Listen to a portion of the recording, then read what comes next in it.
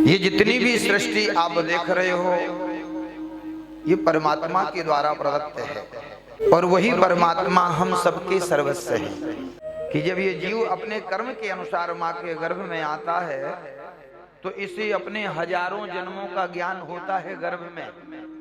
पिछले जन्म में मैंने ऐसा कर्म किया, उस कर्म के कारण आज मुझे इस गर्भ में आना पड़ा। और गर्भ में भगवान कहते हैं कि उसको बहुत पीड़ा होती है।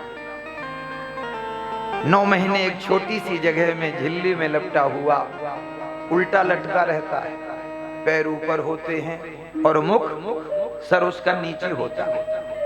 इधर माँ का मल है, इधर माँ का मूत्र भरा है और बीच में उस जगह में रहता है। तो भगवान से प्रार्थना करता कि प्रभु अब मैं ऐसा कोई गलत कर्म नहीं करूंगा जिसके कारण मुझे इस गर्भ में आना पड़े। बस एक बार कृपा करके आप मुझे इस नरक से, इस गर्भ से बाहर निकालो।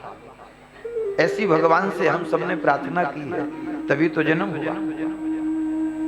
भगवान कहते कि ठीक है हम तुझे बाहर तो निकाल देंगे, लेकिन तू बाहर जाके करेगा क्या? भगवान पूछते हैं उस जीव से, बाहर जाके तुम क्या करोगे? तो एक ही बात कहता है कि प्रभु एक बार बाहर निकाल के देखो तो सही, मैं इतना भजन करूंगा, इतना भजन करूंगा ताकि दोबारा मुझे गर्भ में आना ना पड़े। ये हम सब बोले हैं, ध्यान रखना। जब यहां से जाएंगे तो प्रभु पूछेंगे हमसे, तो कम से कम भगवान को बताने लायक बने रहना। इसलिए खूब राधा राधा करो, और जब राधा राधा करके जाओगे तो कन्हैया को पूछना नहीं पड़ेगा, क्योंकि राधा रानी सुप्रीम पावर है। क्या है? हाँ, जितने भी ब्रह्मांड के देवता हैं ये हमारे श्री ठाकुर जी की चरण वंदना करते हैं।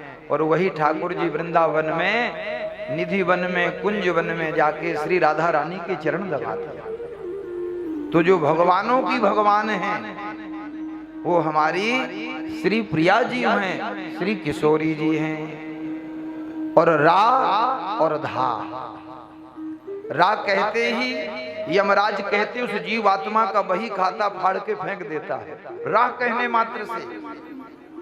और जब धा का उच्चारण अपनी जिह्वा में ये जीवात्मा करता है तो कहते हैं कि गर्भ दुखम भविष्यति, फिर दोबारा इसे गर्भ में नहीं आना पड़ता। तो हम सब लोग प्रार्थना किए हैं